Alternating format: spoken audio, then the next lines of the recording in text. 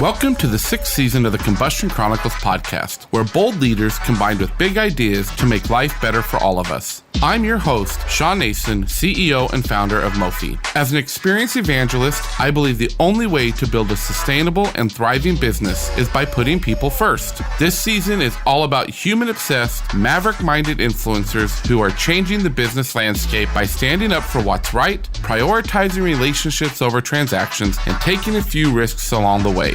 Mavericks think differently, and human-obsessed mavericks take all of that mavericky stuff up a notch. Filled with empathy, these special mavericks put their heads and hearts into action to think bigger and more boldly about changing the world each and every day. Ready to blow up the status quo and ignite a people-first experience revolution? Yeah, me too. Let's do this.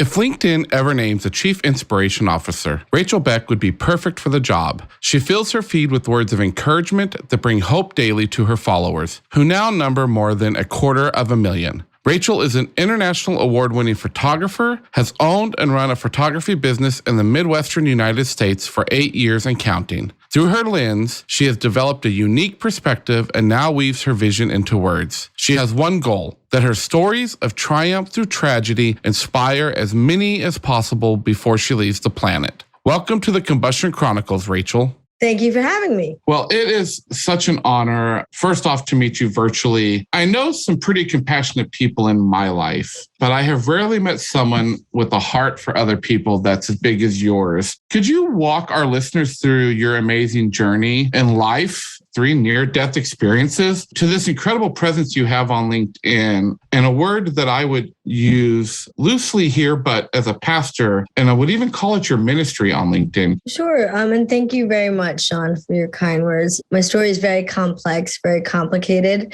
I was born in India. My mother died 2 days after giving birth. I was taken by somebody to the home who was starting an orphanage. So she was the founder of the orphanage. So she was one of my moms. I stayed with her until I was adopted at 11 months old. So I've had 5 parents, right? The 2 biological. Then I have the 2 parents who adopted me, who are my parents. And then the foster mom who started the orphanage. And I actually go back there and I stay at the orphanage.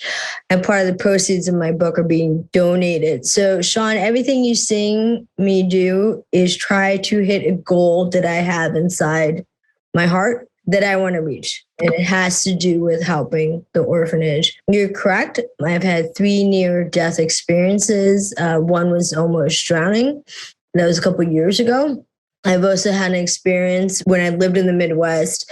I was de-icing my car, scraping the snow off, and I fell. And my car was still going, so it was like a hell. And I heard my ankle break, then I heard my leg break, and my head landed behind the tire. So I was extremely, extremely terrified that the car was actually going to roll over my head. Wow.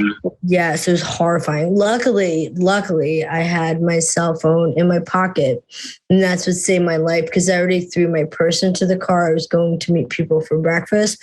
So I've had EMTs on my show, and we talk about it, and they said that every accident happens when the big ones. When you're alone, they always tell people put your cell phone in your pocket and then it could save your life. So I promised the EMTs and the paramedics I would share that story. I battled disease for 20 years. I battled endometriosis that caused a lot of issues. I've lost 2 children through miscarriage. I've also had a failed adoption, and I had a hysterectomy in 2017. So I'm deeply passionate about using my story to help other people. I also have PTSD, so I use my voice for mental health to end the stigma. Well, Rachel, I had no idea how much our stories aligned. So both of my children are adopted, and my wife and I tried for 10 years. She was not able to have a baby. And so it reaches my heart to hear. And you did write this amazing book, Finding Your Way When Life Changes Your Plans. A memoir of adoption, loss of motherhood, and remembering home. This particular season, Rachel, we're talking with people who we say have maverick mindsets. It's a concept that we came up with within our company at Mofi. And we like to celebrate mavericks, people who ignore the way society says they should go or act and step bravely into an unknown future. And I would say that describes you pretty well, and that you challenge the status quo in such a beautiful way.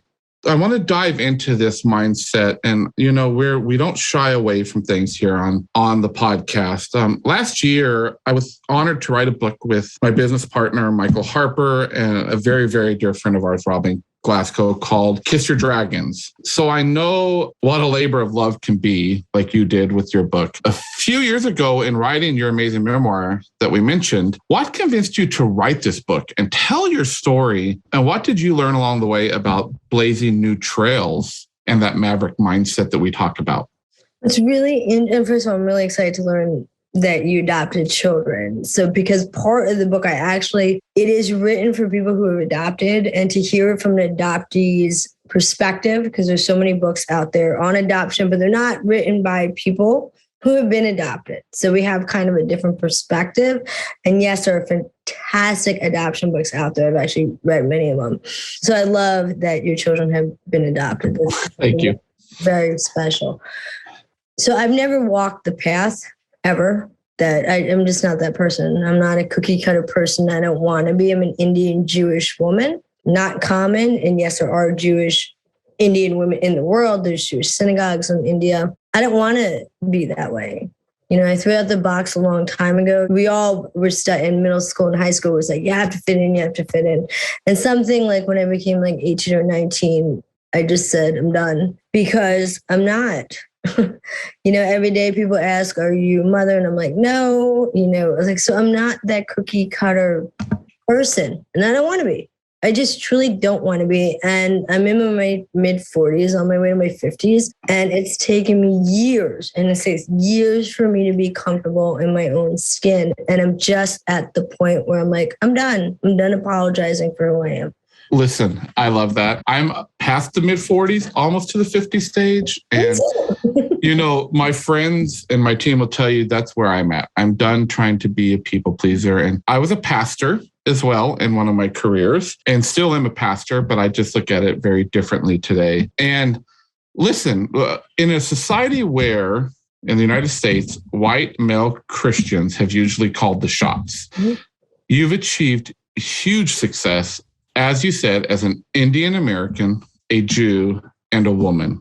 So how has your beautiful, as we call it, triple heritage affected how you look at the world then? And do you see something in your background that led you to be this maverick? Can you pinpoint it to something besides just saying I'm done? Or is there some moment when you, like you said, I'm really done, right? You said like at 19 or 20. I really want to dig into that, because I think we need to understand that triple heritage piece. And I'm Native American as well. So I get some of it, but nothing like what you experienced. Well, I'll be honest with you, Sean. So this year, I've had the worst racist experiences that have ever happened to me in my life that were extremely scary, downright scary. So I know it's still going on. I'm very aware of it. So I'm trying to, when people are like, oh, it never exists in this country, it's not going on, I'm like, please wake up. Please wake up. This is still very happening. It's still going on. So I had somebody bang on my car window asking me what I look like. I have to justify if I have a credit card or the neighborhood I live in. People following me, getting kicked out of the store because of the color of my skin. Told I can't even afford to shop in a place. All this stuff is still going on. And so I'm determined, because I'm determined to spread more love and educate people about it. The problem is that the hate groups in this country are very organized, and they have a very loud voice. So what I'm trying to do is to create a movement of kindness and love where our voice will finally silence the hate. That's what I'm trying to do. And I think it is possible. And there are a lot of people out there trying to do it, to make that voice of kindness and love bigger. I think it's possible. I do too. And I think it's absolutely beautiful. The part of the reason we wrote our book was around how to address the fears and have those conversations that people aren't willing to have, and to provide a place. And it's going to be uncomfortable, but I do believe in the book, I preach a 3-point sermon, as they call it, to leaders in business, that you need to learn how to build relationships. You need to love people, And I don't understand how a leader in a company can't love people and be a leader. And you need to learn to be transparent and provide those spaces. And I want to talk a little bit about humanizing business. And in particular, we do this thing called the experience ecosystem, Rachel, which wraps all things experience, customer experience, employee experience, digital experience, vendor experience, market, all of that. And that comes from my days at Disney. Disney did it beautifully. But in particular about humanizing these business ecosystems. And my team jokes with me that when I go to conferences, I don't go to conferences to sell our business. I go to conferences to make friends. And I know that human connections are what life is really about and leading to what you're talking about. And I have to say that your posts on LinkedIn are amazing because they're so encouraging. And I want to read a sample of one. It says, "We are a community. We are here to help each other. We are here to lift others up. We are here to shine a light on others." And yes, there are a lot of heart emojis in that, right, Rachel? What gives you the drive then to continue that, to uplift your network? Because you are taking LinkedIn on in a very different way. And what kind of reactions have you gotten taking this stand on LinkedIn? I think it's necessary for people. I'm trying to humanize social media. You're talking about humanizing. I'm trying to teach people that they can use social media as a positive thing. It doesn't need to be negative, that you can encourage, you don't have to write hateful comments to people. It's not necessary. So I'm trying to teach the way. And my hope is that people will pick up that message and go, wait a minute, I can use social media for good. It doesn't just need to be for bad. I can encourage other people. I can inspire other people that it is capable and that it can be done through a place of serving others. That's one of the biggest mistakes I see people doing. They have an opportunity. If you have your network, it is a serious responsibility. Social media is a responsibility, and that's something that people are not getting. So you have that choice every day when you get up. How am I going to use this? I'm sending this message out into the world. What kind of message do I want to put out there? I don't just write my posts. My posts are deeply, deeply thought about. I am conscious of every word that I say because it is a responsibility. I love it. And I'm learning more and more about that every day as I'm diving deeper in with LinkedIn and trying to find my voice, around being the experience evangelist. There's a reason we use the word evangelist in there because I do think it is a deep responsibility. It's particularly on LinkedIn, it's a different type of responsibility. And so you built this incredible following, as we've talked about on LinkedIn, Rachel. Again, more than 250,000 people who either follow you, share your content, and post comments. I'm a small business owner, and I know other small business owners that would love to have that level of engagement with their customers. Can you tell us what's the secret to these small business owners, to a CEO like me? What is the secret? What's one tip you could give us? I can tell you right now, I've been a small business owner for 15 years. Right? I ran my photography business as a small business. And what I'm doing now, I'm a small business. So I'm deeply passionate about supporting other small businesses. What it comes down to is, what are you doing? Are you out there communicating with people? So I'm deeply loyal. I have certain small businesses that I love a lot. And so I'm deeply loyal to it, but it comes down to relationship. So the small businesses, like when we first locked, everybody got locked in. There were only a couple of restaurants that might have been open when restaurants started opening. I went to those small businesses because I wanted to support them. I thought that was extremely important. So are you out there using social media right now as a small business? I tell small businesses all the time, they'll call, they'll text, they'll ask me to say, Rachel, we are really, really struggling. How can we use social media to increase revenue? And so they're getting that now. They're understanding over the last 2 years that they can do it. It doesn't cost you anything, right? To write a post, turn on a video, show your business, talk to customers, have people in a video and talk about the customer experiences that they had with you. Those are all options that small businesses could be doing right now. Great stuff. And I love, again, how you're approaching it, Rachel, from the humanizing piece, because that's what I hear you saying. And I hope that people realize that's a big takeaway from this episode is how do you humanize your business, your relationships, even though they should be human, right? But we get so business-like. So I want to talk a little bit about a trend that's happening. As you know, we have our first woman and first Asian American vice president. And of course, the last couple of years have really brought attention to the injustices of so many Black Americans face. How do you see inclusiveness in the workplace changing over the next few years? I think it's going to be huge. And I can tell you this because I've studied it. So I've been speaking on diversity awareness. It's going on 15 years now. I've spoken in colleges. I go into churches. I go into synagogues. I go into all different areas, companies. I've done with the military, with their Job Corps, program. 2050. This year, it's going to be like 50% across the board. That's how much the demographics of this country is changing. So when I go in and I tell people, train your employees, like understand the importance and the beauty that is diversity. Because if these companies don't get it now and they don't train, they're going to be in complete shock come 2050. That's what's going to happen. So it's crucial for companies to understand this, to train people right now, because that is, if you look up the statistics, 2050, this whole country is going to look very different. Okay. So then I'm gonna ask you another trend that I want to jump to is we've talked about social media and how to prioritize content and how to use content. How do you think then LinkedIn will look different 5 years from now? And how do you recommend to people to stay on top of those changes? Now is the time, and I can't say this any stronger because I'm being on. Now is the time to be on LinkedIn. Now is the time, and stay with it. And keep staying with it because it is in your benefit if you're a person, I'm a person, business, people have two different accounts. They run the business side, they run the personal side. And business is obviously very personal for all of us. Now is the time. Get out there. I told people 2 years ago, right, when we had the lockdown and content, a lot of content creators saw it happen the day of the world shut. Let's say the world shut down. People started getting very nervous and scared and said, I can't go to my meetings. I can't give talks. I can't go in as author and, do big talks. And they didn't know how to do it. And we explained, okay, you better adapt right now. Like get it now.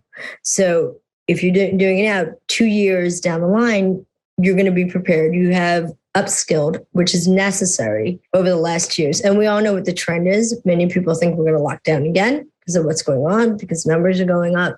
So you need to take time and invest. If you're not going to invest in your social media, which can greatly help your business, why should other people invest in you?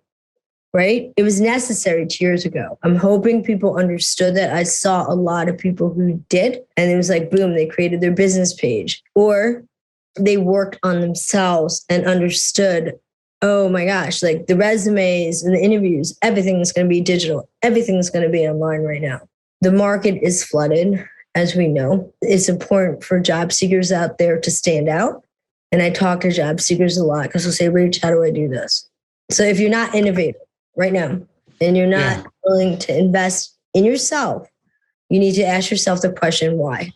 I love it. And I couldn't agree with you more. Thanks for your insights, Rachel. And thanks for your transparency in telling your story. We've come to this point in our podcast where we ask these things called the Combustion Questions, which are 3 randomly selected questions that I was just given. So are you ready for your Combustion Questions? Let's roll. So combustion question number 1, Rachel. If you had a tree or a plant renamed in your honor, which tree or plant would it be? Okay, so my favorite flower in the whole wide world is sunflowers. That's like a deep soul connection with sunflowers. Now, every time I see a sunflower, I'm going to think of Rachel Beck. So I love that. So combustion question number 2. Would you rather be a famous director or a famous actress? Both. I love producing my show every day. I absolutely love it. I started 2 years ago, to help people during the pandemic and to educate my network. So both sides of it. And I love doing things like this, Sean. So I love all sides of it. So yeah, I love it. All right, Rachel. So combustion question number 3. And this might be the most difficult one. What do you think about ceiling fans? It's very necessary. So I spend my time between the Midwest and Florida. And yes, it makes a huge difference on a hot Florida day. Yeah, I remember those hot and sticky Florida afternoons from when we lived in Florida. Ceiling fans were a necessity for sure. Well, Rachel, thank you so much. Before we go, what's the best way for our listeners to connect with you? I think it's pretty obvious on LinkedIn, but I want to make sure that you share with us. I'm going to say you can find me on LinkedIn because it's the only social media platform that I'm on. Awesome. Well, Rachel, thank you for sharing your story here. Thank you for giving us some really great gems today, and we will talk soon. Thank you very much.